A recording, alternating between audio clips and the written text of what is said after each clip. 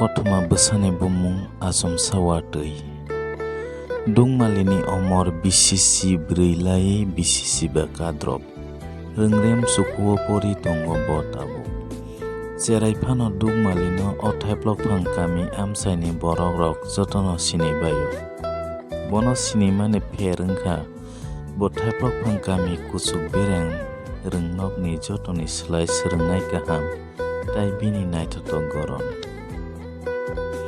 Mekhang lok sisi bukung siruru bwsak lokma bo ojontui sakur bo kormo lelek jesa risum bai phano mochango. Rignai kankheto sanasi kokrei jesa borok phano bini mekhangno mokol klaikhe mokol senani tubo. Asike naithotok karaibo aswngno lekha porabo khawaro. Phöröngnai jek jotono bono hamjakbayo. Dukmalini bufa phalguna thaiplok phang kami kusuk bereng rengnokni khoroksa phöröngnai bokhorok. Bisikni swkang chakri sejagui phalguna jikonsa nukhung twiwi o amsayo nokhungsa naharui tongna chengphaimani. O amsaini no khoroksa cherai baithang bo rengrem suku jora pori pora yaka tongmani rang bwsa sukong manyani bagui. Haino hai teisa porina chengphiro kisisa jorao no baithang o rengnogo jotoni thani no khasu wngui mankha. Pora lekha no karaibo thwngmung tei bebak kaham lamao no bo jotoni slai swkang wngkha.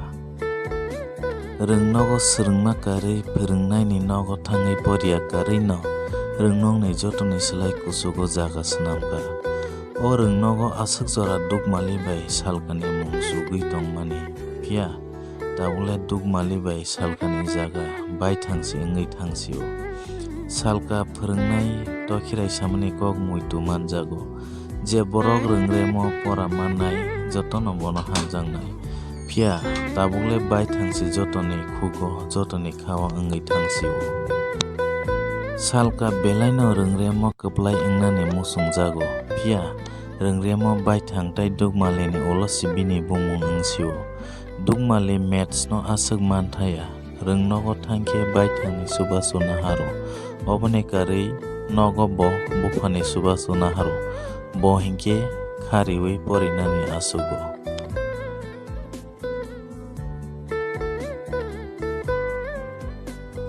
Salsa phalguna bwsajokno mat khlaina hinui bijap yago nahakha.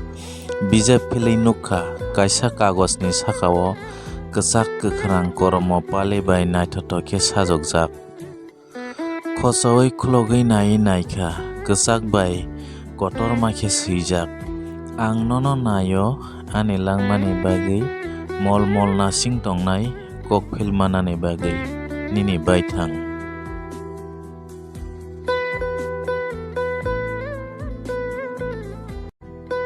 O koktono nugui phalgunani mokolo hor bipring wngui swnggo jolijakmani. Teisa kaham khe nasik naio saboni bumung. Bo aswk baithangni bagui mung kaham sawi tongmani. Aswk baithangni mungno bolai tongmani. Obosi bini mwtui hai tongmungno nugui jolijakmani tongmanjakya wnggo.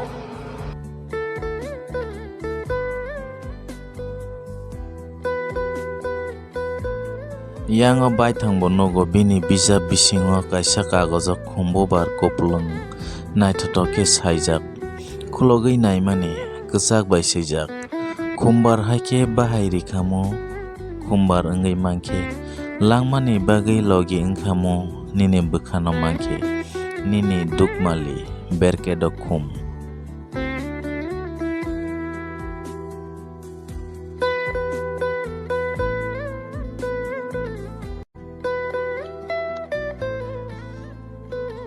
Baithang o koktono waini waitham pori naikha. O koktono nugui baithangni sikla bwkha udila chawi kusuk nokha kwkhrang tolatui fududu sumui urima hai uri. Haipano baithang bwkhani yak kolok bai bini bwkhano nokha sakani phatsa romui tubui phaio. Sak sao tabuk yako baithang nini kwbang khlaitai tongkho. Sak ainao bwsai swngui naidi nung sabo nung boro basai tong. Bijap berawi aina bwsai baithang sao ang khoroksa borok ani mung baithang ani kwbangma khlaitai tongo. Tangsalni salo baithang rungnogo thangka. Baithangno phwrwngnai bokhorokni khotolo thangnani bagwi kobokmung sokphaika. Baithang phwrwngnai bokhorokni khotolo habwi yapha hobrwi sao tamo khlaina nungsar phwrwngnai sao baithang nung saksakno tamo hai matong. Nung rungre mo jotono slai kaham kuk wngkha khe nung nokhani athokireno sudo khagwi khibui mano haide. Rungnogo porinani musung khe kaham tongmung swrungdi. Obono ani puila tei paithak saklaimung. Afro baithang tamo jani sana naimani phwrwngnai sao nangni kunu kok khonana naiya. Kaham hinjangnai kahamno hinjangna naidi thangsidi. Baithang yakung phirogwi khadujagwi twerk yapri sewi khotolni nongkhor phaika. Tei wabo wana jakha dukmali kokton rima bo bahaikhe sawi mangkha hinui. Ahaikeno salnai saltam lai thango. Salsa salka bai dukmali rungnogo kifilpuro salka dukmali no sungo. Dukmali tamo baithang rungnogo salnai phailiya agile sabrum brumse phaio. Dukmali sao nung sawi maya da babo bai kutukjak mani. Tamoni bagisa salka wanajak ma haike sungo. Tamorok jana siyo hinui dukmali saklayo. Tamo swibo salka sungphiro. Nugya da anok kokton rok simani. O jora rogo kokton rok sima obo mwdam mwsang dukmali sao.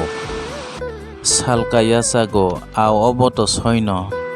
Porinani jorasi hamjaklai tongkhe bahaikhe wngnai. Tamo slabo kobor hai tongna rungya. Bose ano hamjak phun. Rungnogo jotoni slai pora mano hinui phutani. Tabuk malaikhe ang bai bo bwsa kudijakno naidi nukmali sawi thango.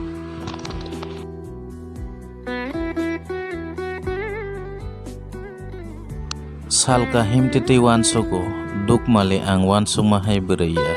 Angkhe wansukmani borok kwnui no khoroksa tei khoroksano hamjaklai thanglaikhe borokni aswk pora o khawar glakhamun.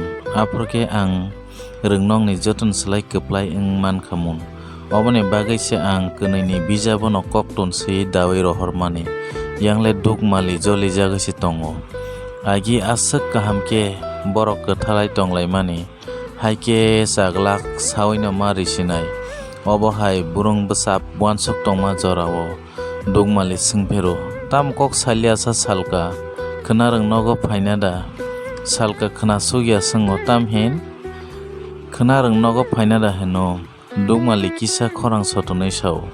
Salka sao ao phayano. Thangka do hinui salka bini nok bwkhak pherui thango.